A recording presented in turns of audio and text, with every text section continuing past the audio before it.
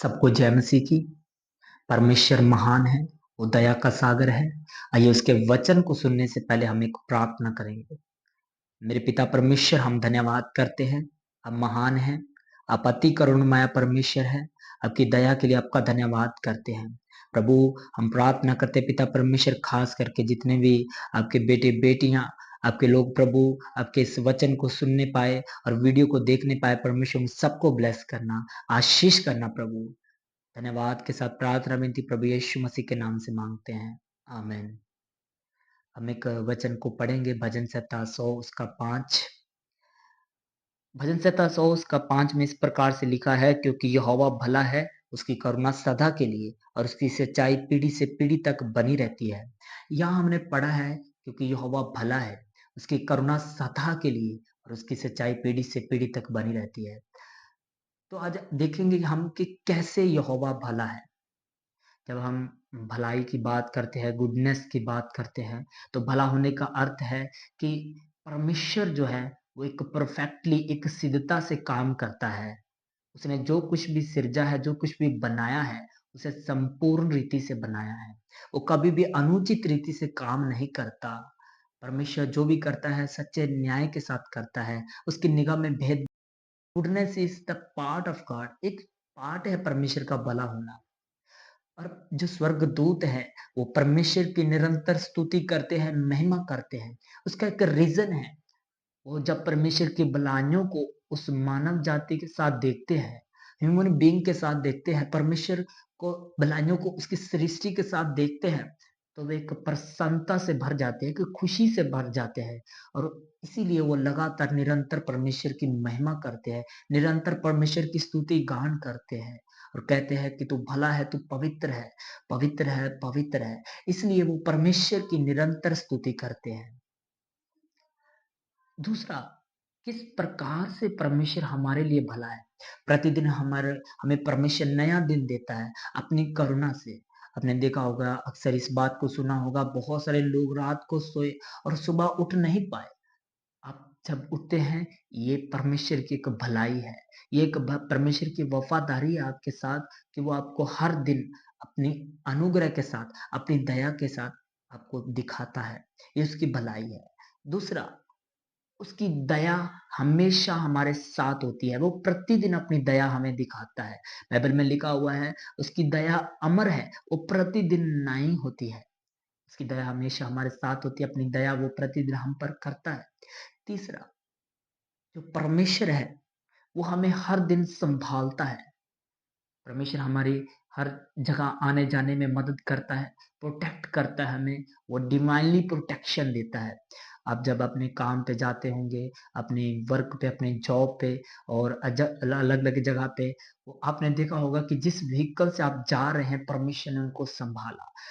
ऐसे बहुत सारे व्हीकल थे, जिन व्हीकलों पे आप जा रहे थे, उनके सामने से कोई व्हीकल अचानक से निकलता है और उसका एक्सीडेंट हो जाता है। लेकिन आपका जिस व्हीकल पे आप जा रहे थे, जिस बस से या जिस बाइक से आप जा रहे थे, वो उससे कुछ नहीं हुआ।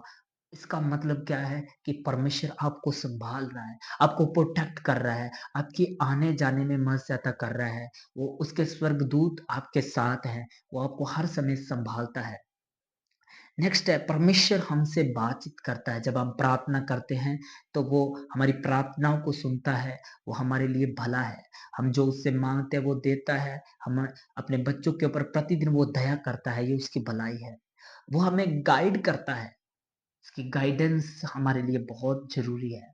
विदाउट उसकी गाइडेंस के हम उस मंजिल तक, उस डेस्टिनी तक नहीं पहुंच पाते जहां हमें पहुंचना चाहिए। इसलिए अपने पवित्र आत्मा के द्वारा वो प्रतिदिन हमें गाइड करता है, हमें हमारा मार्गदर्शन करता है, हमें उस मार्ग पे ले चलता है जिस मार्ग पे हमें चलना है। इसलिए वो प्रतिदिन हमें परमेश्वर का धन्यवाद करना है कि वो हमारे लिए भला है। और किस तरीके से हम परमेश्वर की भलाइयों को और गहराई से टेस्ट कर सकते हैं, क्योंकि ये तो आप रोजाना जीवन में देखते हैं, ये भलाइयां परमेश्वर की हमेशा आपके साथ होती हैं प्रतिदिन। लेकिन इससे और ज्यादा गहराई में कैसे आप परमेश्वर की भलाइयों को टेस्ट कर सकते हैं, चख सकते हैं, क्योंकि भजन संहिता 34 उसका 8 में लिखा हुआ है, चख कर देखो कि यहोवा कैसा भला है। वो test and see that how god is. तो सबसे पहला है अपने मन को परमेश्वर की भलाइयों में नया करके, अपने मन को परमेश्वर की भलाइयों में नया करके, आप जब अपने मन को परमेश्वर की भलाइयों में नया करेंगे, तब आप परमेश्वर की उन भलाइयों को टेस्ट कर पाएंगे जो परमेश्वर ने आपके लिए रखा है। रोमियो 12 का 2 हम पढ़ेंगे वचन से।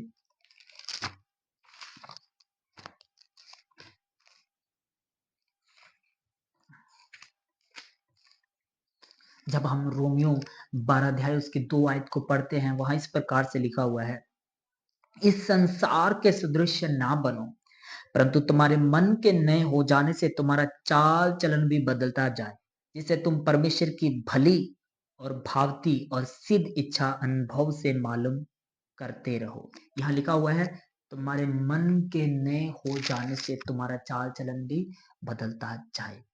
अगर आप भलाइयों को टेस्ट करना चाहते हैं, परमेश्वर की गुडनेस को और गहराई से और अच्छे से, तो आपके मन को परमेश्वर की भलाइयों में नया करना पड़ेगा। जिस दिन हम प्रभु यीशु मसीह को उद्धारकर्ता ग्रहण करते हैं, हम अंगीकार करते हैं कि प्रभु आपने हमारे पापों को क्षमा कर दिया, और इसके बाद हम एक धर्मी जीवन जिएंगे।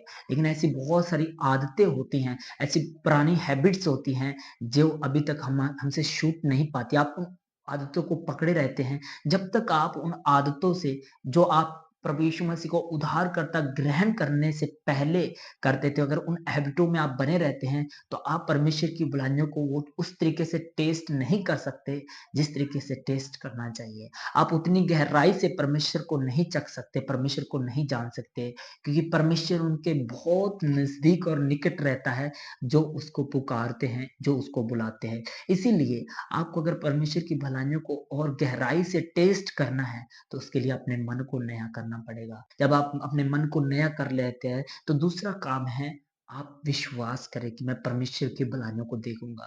जब तक आप इस बात का विश्वास नहीं करते कि मैं परमेश्वर की भलाइयों को देखूंगा, तो आप नहीं देख पाएंगे, क्योंकि क्लेम करना जरूरी है, अंगीकार करना जरूरी है कि मैं परमेश्वर की भलाइयों को देखूंगा। भजन संहिता 27 उसका 13 में लिखा हुआ है, यदि मुझे विश्वास ना होता कि जीवतों की पृथ्वी पर यहोवा की भलाइयों को देखूंगा, तो मैं मूर्छित हो जाता, मुरझा जाता मैं। अगर मुझे इस बात का विश्वास ना होता कि मैं परमेश्वर की भलाइयों को देखूंगा। आपको इस बात को क्लेम करना है कि मैं परमेश्वर की भलाइयों को देखूंगा। परमेश्वर मेरे लिए भला है, वो अपनी भलाइयों को मुझे दिखाएगा।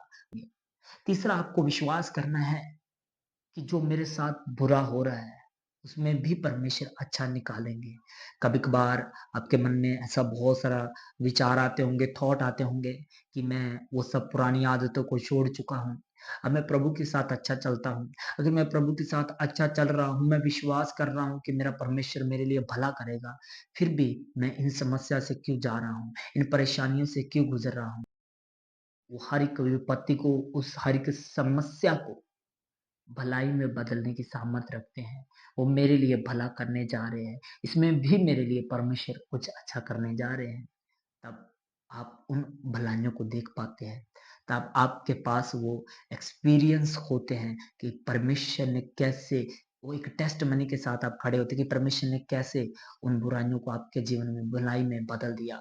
रोमियो 8 का 28 इस प्रकार से लिखा हुआ है, हम जानते हैं कि जो लोग परमेश्वर से प्रेम रखते हैं, उनके लिए सब बातें मिलकर भलाई को उत्पन्न करती हैं, अर्थात उन्हीं के लिए जो उसकी इच्छा के अनुसार बुलाए गए हैं। याद रखें, अगर आप परमेश्वर की इच्छा के अनुसार बुलाए गए हैं, अगर आप परमेश्वर से प्रेम करते हैं, तो वो जिन परिस्थितियों में आप गुजर रहे हैं, जिन समस्याओं में से आज आप जा रहे हैं, परमेश्वर उनके बीच में भी आपके लिए भलाई को उत्पन्न करेंगे।